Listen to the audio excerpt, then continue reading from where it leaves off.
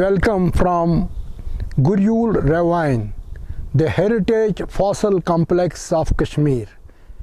This belongs to International Fossil Park and has a reference to Permian-Triassic border on geological cycle. This is a heritage complex not only for the geologists world over, but it has a very important system whereby Permian and Triassic are mixing up together.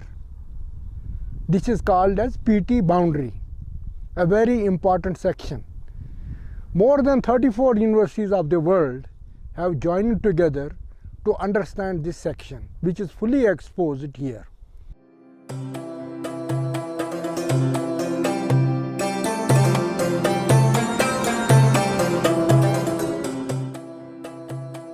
The ripple marks which are seen here in the lines are the correct position of the tsunami which hit the area. So these are the bands of the other deposits which have entombed number of fossils, and this is duly numbered. As you have seen it, all the numbers are visible, and enthusiasts or geologists or paleontologists can have a free access to find which type of fossil is found where. कि इस जगह पे लोग आ सकें, इस जगह पे हमारे बच्चे स्टूडेंट्स आ सकें, इस जगह पे रिसर्चर्स आ सकें और रिसर्च हो सके, इसके साथ साथ ये जगह प्रिजर्व हो, इस सब के लिए ही ये प्रयास हो रहा है. And with the local stakeholders, यहाँ के लोग जो लोकल हमारी कम्युनिटी है, इसी के साथ जो रिसर्च कम्युनिटी है या एकेडमिक कम्युनिटी है JNK में या इंडिया में, इस सब के साथ it's an endeavour which all of us will have to do together. Smart city की तरफ से भी we'll be trying everything that's within our capacity to ensure that this place gets its due and some foundation is laid towards making this a truly global heritage, inshallah. It is fascinating to see 250 millions of years ago above the earth, because generally what I do get to see is below the earth from excavated sites. The second thing is that this is definitely a World Heritage Site in the future. I work with World Heritage Sites, so I know very well what it takes to make it one. And this will definitely be a game changer for the region. Geologists have collected evidences from this place. There are reported 8 phyla, or different species of 8 phyla, including plants, brachiopods, bivalves, bryozoans, gastropods, ammonoids. These are recorded in these, and there are maybe more and more fossils there, but it needs continuous exploration and research. For us all in EPG today, it is a historical day. It has taken us years to be at this day when we want to show the world that we have something to preserve, and especially the locality and the community here living around this place, Guryul Ravine.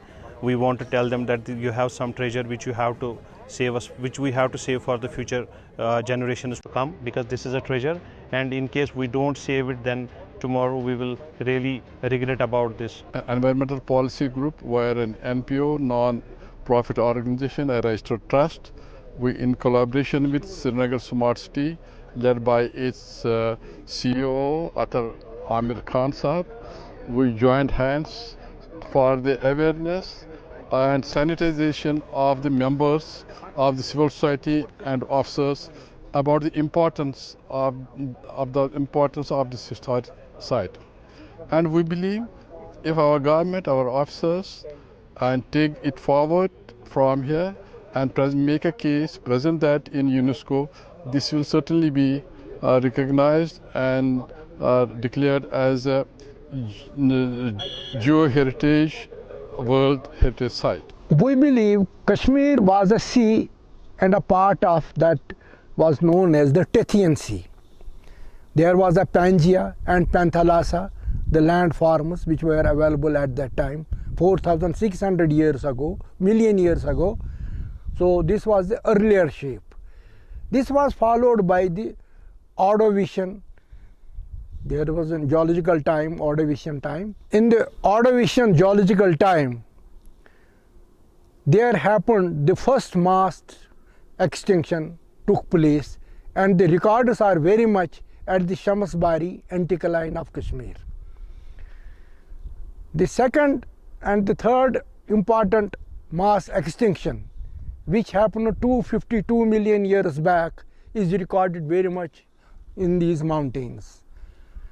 The very important part of this is that there is a tsunami very much recorded just over there, and the fossil record is very complete, which can convince anybody of the presence of the sea or the neritic conditions which were prevalent at that time. This was followed by 50 million years back, when orogenic movement took place between the plates.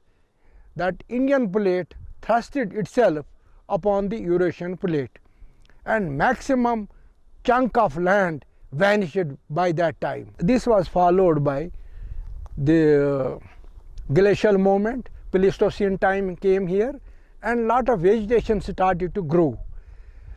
Vegetation started to grow to such an extent that elephants from Africa, they started migrating, one towards Asia and the another towards America. The Asian one is known as this Elephas nomadicus. This made a movement via Multan to Kashmir, and is just far off as the crow flies. Just 5 kilometers from this place is a place known as Galandhar near Pampur, where the first fossils of this elephant were recovered only a few years back. I have traced the another part of this Elephas nomadicus at New York in America. Though routes were totally different, but they migrated right from Africa to these places to settle on account of huge vegetation, because elephants required a lot of food, and food was only available in Kashmir at that time or at New York at that time. So it was because of this. This led then to the formation of life. Because of the Pleistocene age, life started evolving, and we believe that man first came into history in the subcontinent right here at Kashmir. There are tools which are very much available at Pahalgam and Gufkral and this Burzahama. These are the places which I mentioned, whereby you can get a lot of heritage tools which confirm that man came and settled down here. The conditions were conducive at that time.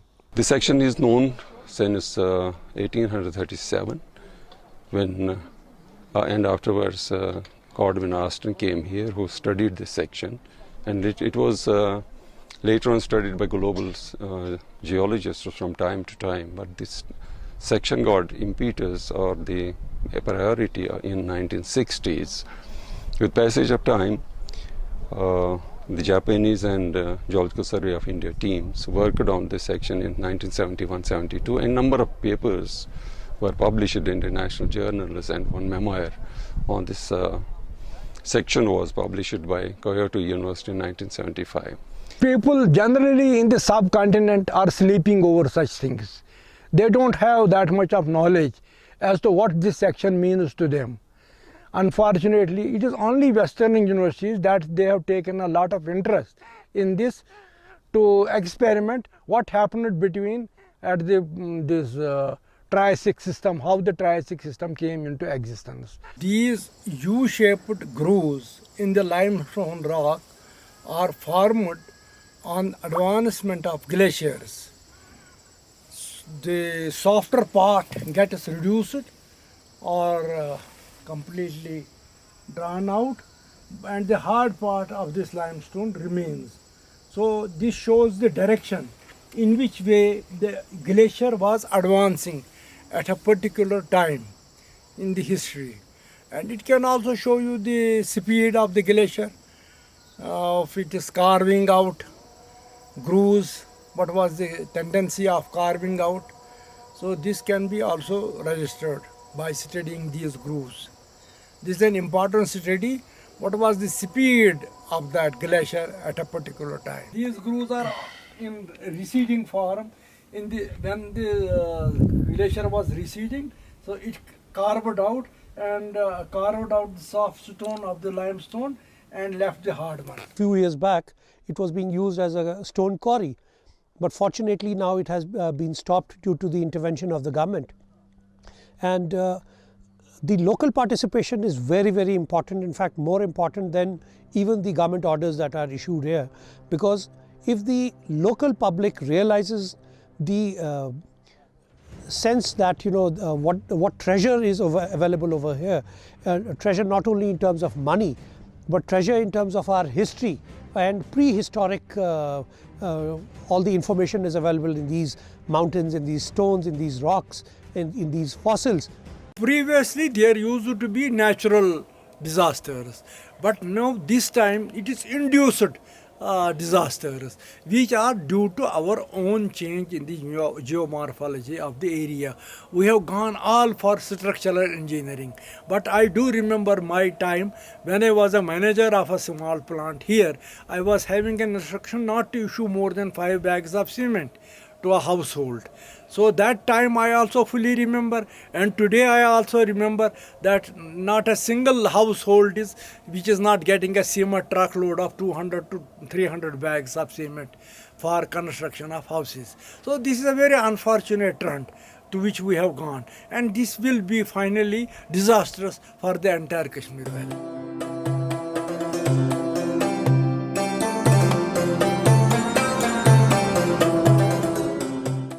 At my back resembles a human face.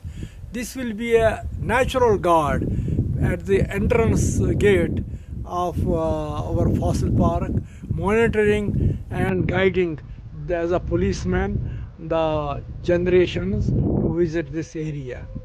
My sole intention of this entire program is that since I am aging, I am giving a new concept to the tourism department to start a geological tourism. What do we mean by this geological tourism? We will get students from international universities.